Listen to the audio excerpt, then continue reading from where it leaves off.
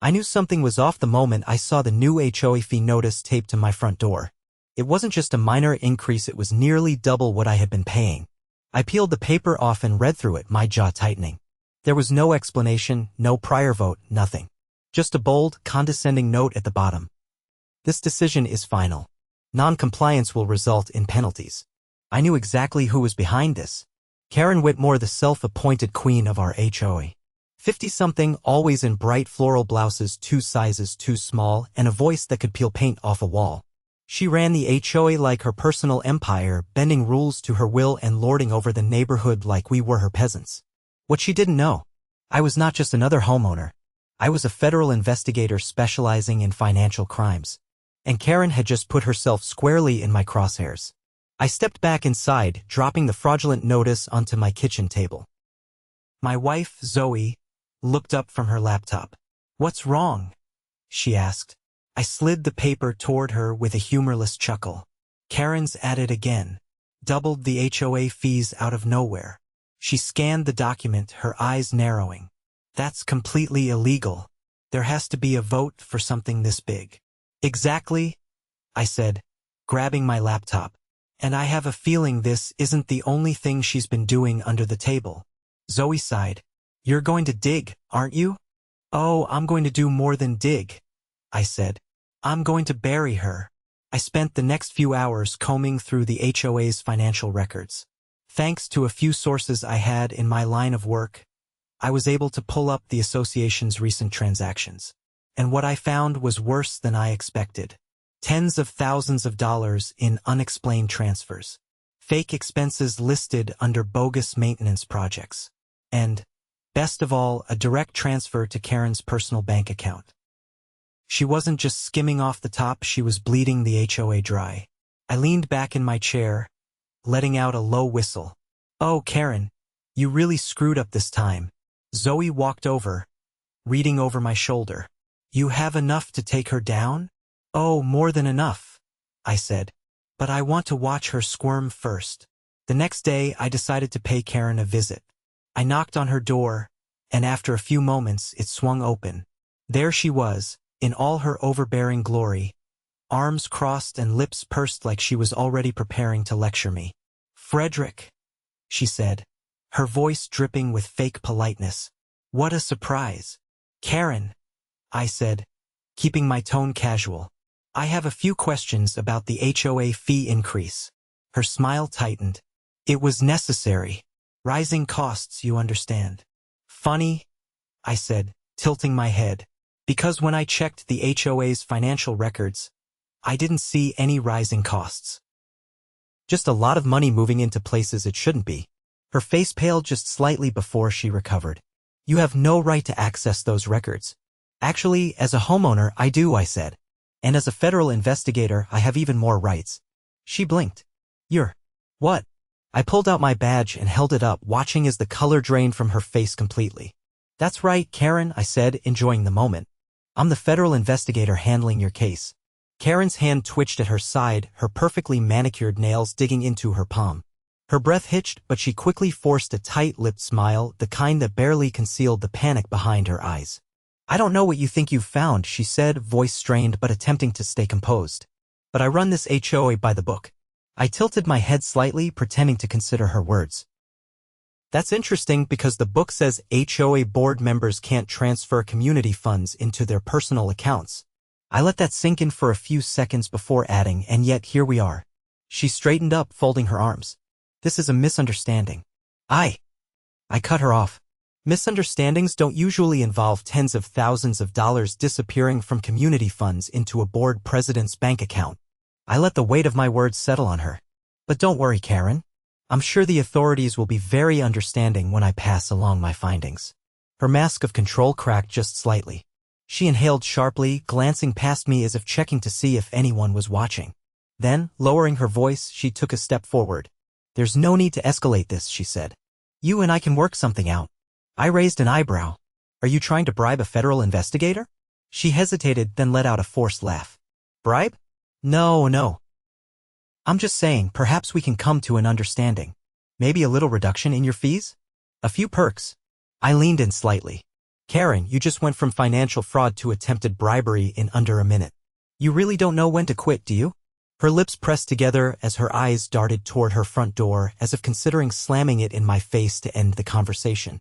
But she knew that wouldn't make this go away. I need to speak with my lawyer, she finally said. I gave her a small nod.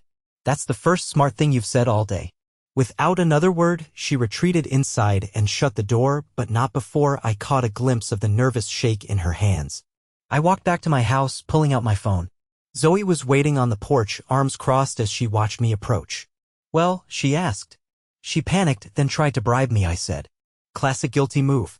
Zoe let out a low whistle. She really thinks she's untouchable. Not for long, I said. I spent the next 2 days gathering more evidence. I reached out to a few neighbors who had growing suspicions about Karren's handling of funds. Turns out I wasn't the only one noticing discrepancies. Several homeowners had received unexplained fines and fees, all of which conveniently went into the HOA's general fund before vanishing from the records entirely. One elderly couple, the Parkers, had been billed for a so-called mandatory landscaping upgrade that never actually happened. A single mother down the street had been issued repeated violations for property aesthetics, despite her house being in pristine condition. The pattern was clear: Karren was squeezing money out of the community any way she could. I compiled my findings into a detailed report. But I wasn't just going to notify the authorities, I wanted the entire neighborhood to see exactly what kind of woman had been controlling their lives. The next HOA meeting was in 3 days. That would be Karren's reckoning. The evening of the meeting, I arrived early, setting up a projector in the community center. Zoe stood by, watching me with a mixture of anticipation and amusement. You really love a good takedown, don't you? She said. I grinned. It's my job. One by one, neighbors filled the room. Some looked annoyed, others tired, but a few had that same glint in their eye, the one I had when I smelled corruption. They knew something was coming.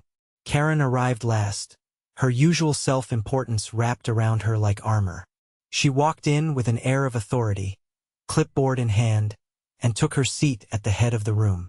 Let's begin, she announced, ignoring the murmuring around her. First order of business. I stood up. Actually, I have something to present before we move on. She turned to me, eyes narrowing. This is not your platform, Frederick. If you have concerns, they can be submitted in writing. I ignored her and clicked a button on my laptop. The projector lit up, displaying the first slide, an official financial record showing a massive withdrawal from the HOA's account. The room fell silent. I turned to face the crowd. For the past year, our HOA fees have been increasing with no explanation. Many of you have been fined for absurd reasons, charged for work that never happened, and forced to pay into a system that until now has had no accountability. I clicked again. The next slide showed a direct transfer from the HOA's fund to Karren's personal bank account. A collective gasp rippled through the room. Karren's face turned an ugly shade of red. This is outrageous, she snapped. These are private documents, you had no right. As homeowners, we all have the right, I interrupted. And as a federal investigator, I had every reason to look into it. The room erupted in murmurs. Someone in the back shouted, "She stole from us?" I clicked through more slides, detailing every fraudulent transaction, every misused dollar, every lie. You've been stealing from this community, I said, my voice cutting through the noise. And now, the proof is right in front of everyone. Karren shot up from her seat. This is slander. You have no legal basis. I pulled out a folder and placed it on the table in front of me. Actually, I've already submitted my findings to the state HOA regulatory board. But that's not all. I pulled out another document. I also contacted law enforcement. Given the amount stolen, we're looking at felony charges. The color drained from her face completely.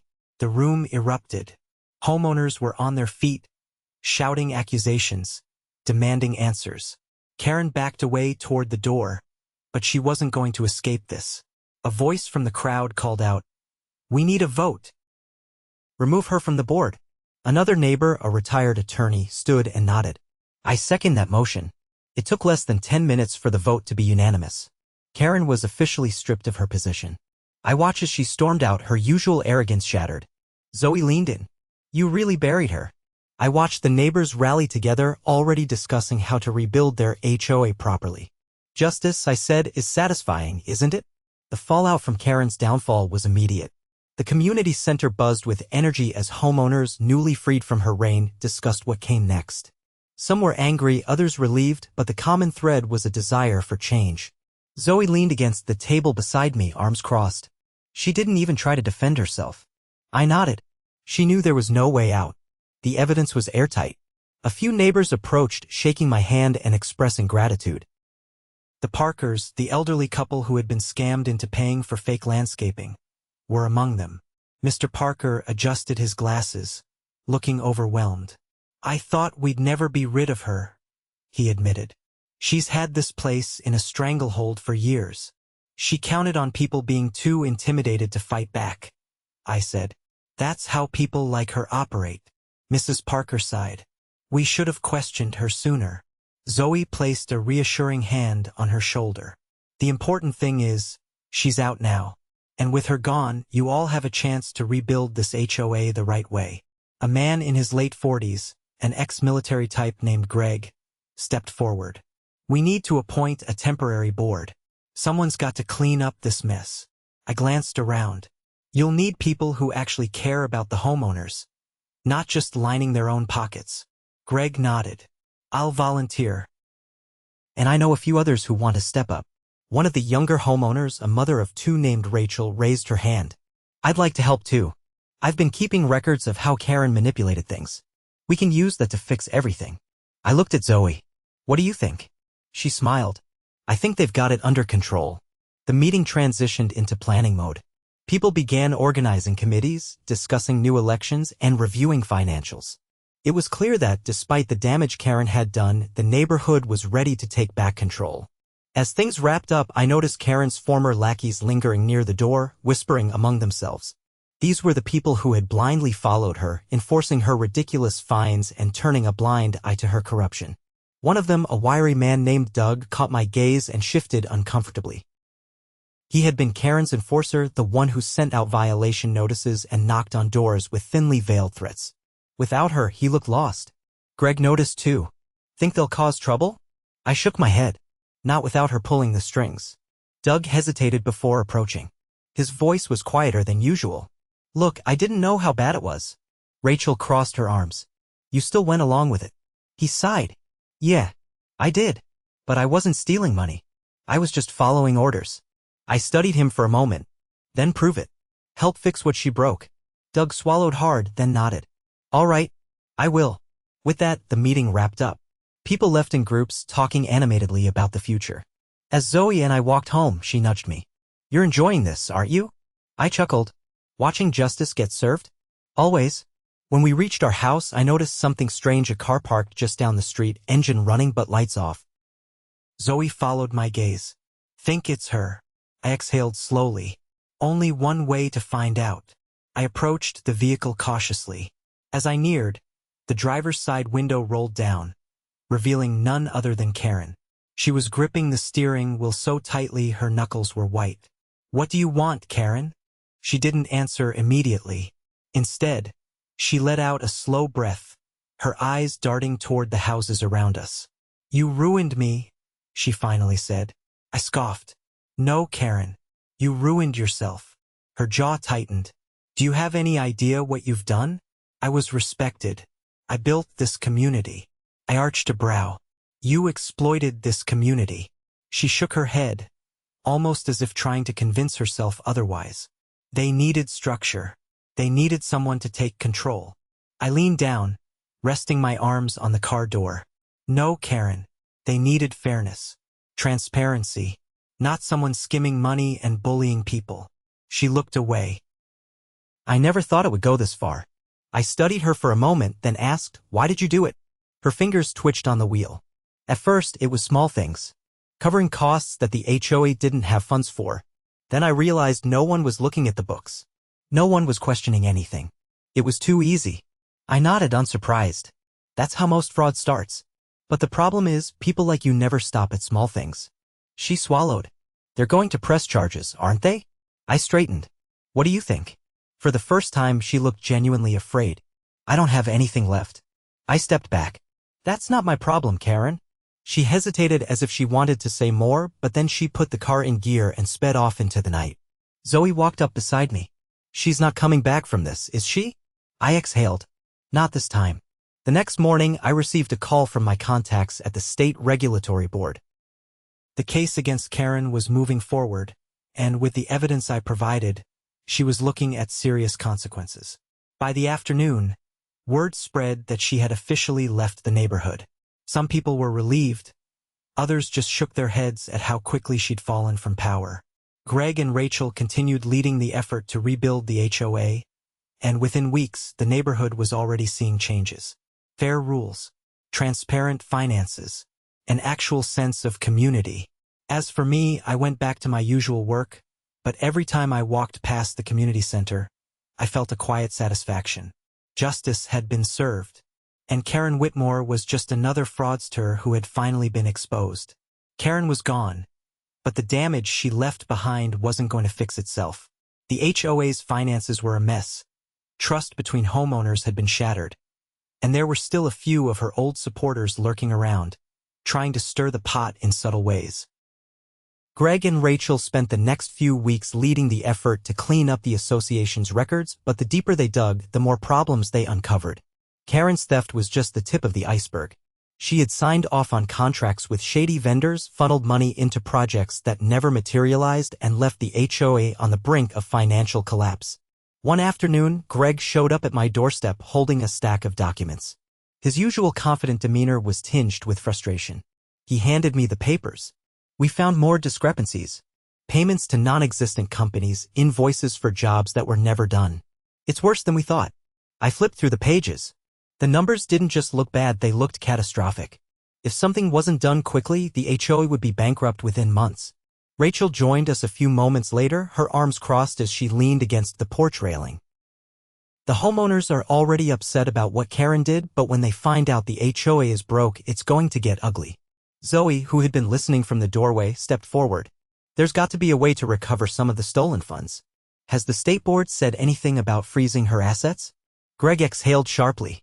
They're investigating, but these things take time. Meanwhile, we have bills to pay. I scanned the documents again, looking for patterns, something that could be leveraged. What about the vendors she hired? If they were in on it, we might be able to void those contracts and claw some of the money back. Rachel perked up. That's a good idea. Some of these so-called companies might have just been fronts for her to siphon money. If we can prove that, we won't have to honor their contracts. Greg nodded. I'll start making calls. If any of them are real businesses, we'll see if they're willing to renegotiate. If not, we'll report them. As they left to get to work, Zoe turned to me. You're not done with this yet, are you? I gave a half shrug. Not until the HOA is stable again. Karren's gone, but her mess is still here. The next few weeks were a whirlwind of damage control. Rachel and Greg worked tirelessly to restructure the HOA's finances, while I dug into the fraudulent contracts. Sure enough, several of the so-called vendors didn't exist. Others were real but had suspicious ties to Karren businesses run by distant relatives or close friends, all of whom had been paid for work they never did. Armed with this information, the new board had the leverage they needed to cancel the fraudulent agreements. It wasn't an immediate fix, but it bought the HOA time to stabilize. Just when it seemed like things were settling down, a new problem emerged. Doug, Karren's former enforcer, showed up at my house late one evening, looking uneasy. I gestured for him to sit on the porch. What's going on? His leg bounced anxiously as he glanced around, making sure no one was watching. I think Karren's trying to get back at you. Zoe, who had been sitting beside me, tensed. What do you mean? Doug lowered his voice. I heard from one of her old supporters. She's been making calls, trying to find a way to retaliate. She's blaming you for everything. I leaned back, unfazed. She dug her own grave. What's she planning? Doug shook his head. Not sure yet, but she's not done fighting. Zoe crossed her arms. Let her try. She's got no power anymore. Doug hesitated. She might not have power, but she's desperate.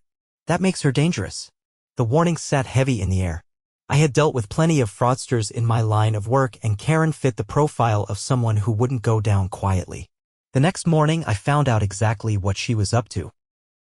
A letter arrived in the mail, an official complaint filed against me with the state HOA board claiming I had accessed HOA records illegally, harassed the former president, and interfered in community affairs.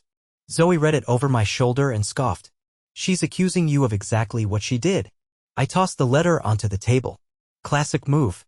She can't fight the facts, so she's trying to discredit me. Greg and Rachel weren't amused when I showed them the letter. Greg clenched his jaw. She's trying to stall the investigation. If she can make you look bad, she thinks she can get people to question everything you exposed. Rachel was already pulling out her phone. We need to get ahead of this. I'll call the board and make sure they know this complaint is bogus. I wasn't particularly worried, but I also wasn't about to let Karren get away with this last-ditch effort. I made a few calls of my own, ensuring that the state board had all the necessary documentation proving Karren's wrongdoing. Days passed, and just when I thought she might finally give up, another surprise landed at my doorstep. A process server handed me an envelope. A lawsuit. Karren was suing me for defamation. Zoe read over the papers, shaking her head. She's really trying everything, isn't she? I chuckled. She's throwing darts in the dark, hoping something sticks. Greg, upon hearing the news, rubbed his temples in frustration. She's out of money. Where's she even getting the resources for this? Rachel tapped at her phone. She might have found a lawyer willing to take the case on contingency. Or maybe one of her old allies is helping fund this. I wasn't particularly concerned. The evidence against Karren was overwhelming, and truth was an absolute defense against defamation. Still, I had no intention of letting her waste my time.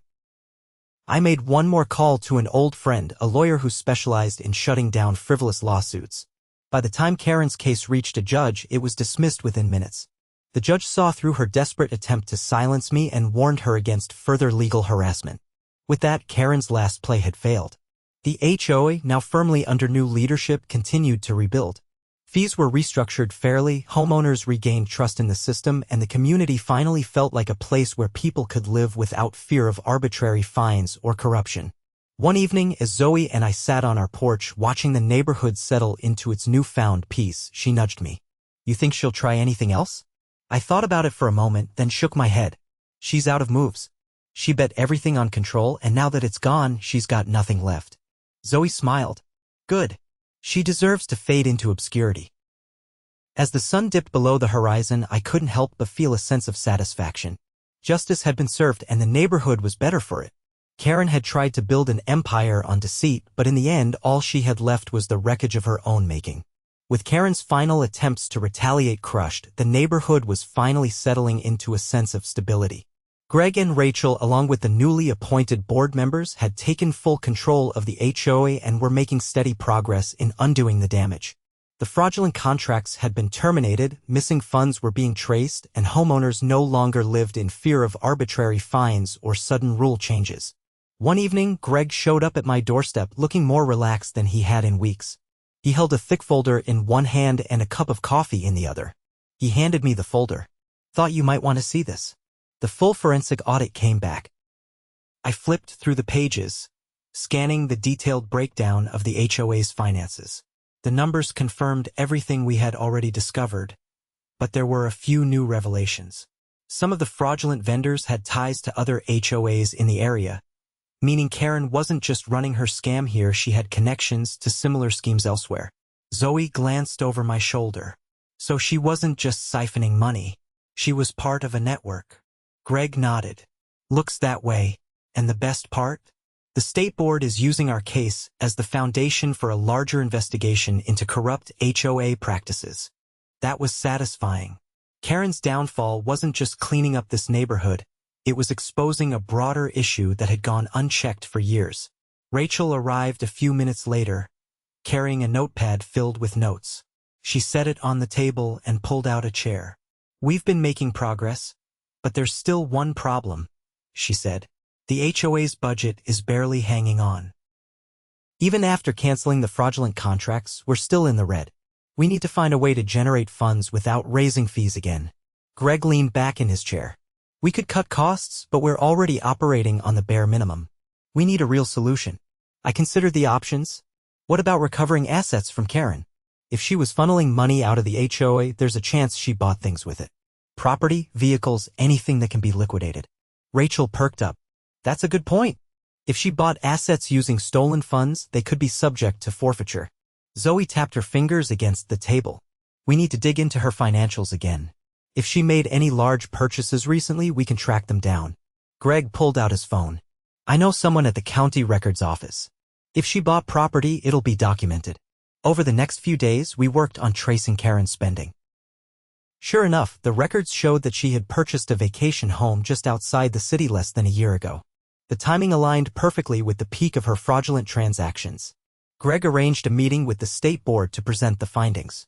If they could seize the property, the proceeds from the sale could help stabilize the HOA's finances. Meanwhile, the neighborhood continued to heal. Without Karren's oppressive presence, people were more engaged in community events. Homeowners who had previously kept to themselves began contributing ideas for improving shared spaces, and the general mood had shifted from frustration to optimism. One afternoon, I received a call from an unfamiliar number. When I answered, the voice on the other end was unmistakable. Karren's tone was colder than usual. You think you've won, don't you? I glanced out the window, watching the street as neighbors chatted and kids played. I don't think, Karren. I know. She let out a sharp breath. You have no idea what you've done. You ruined everything I built. I kept my voice calm. You built nothing. You took.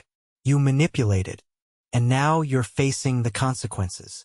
There was a long pause. Then, her voice dropped to a near whisper. This isn't over. I smiled to myself. For you, it is. She hung up, and I set my phone down, shaking my head.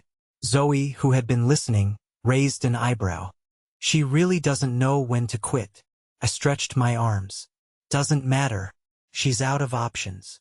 A week later, the state board announced that Karren's vacation home had been seized as part of the investigation. The sale of the property brought in enough funds to not only stabilize the HOA but also provide a financial cushion for future improvements. The final nail in the coffin came when Karren was formally charged with financial misconduct. The evidence was overwhelming, and her attempts to fight it were futile. At the next HOA meeting, Greg stood before the gathered homeowners with a confident grin. It's official, he announced.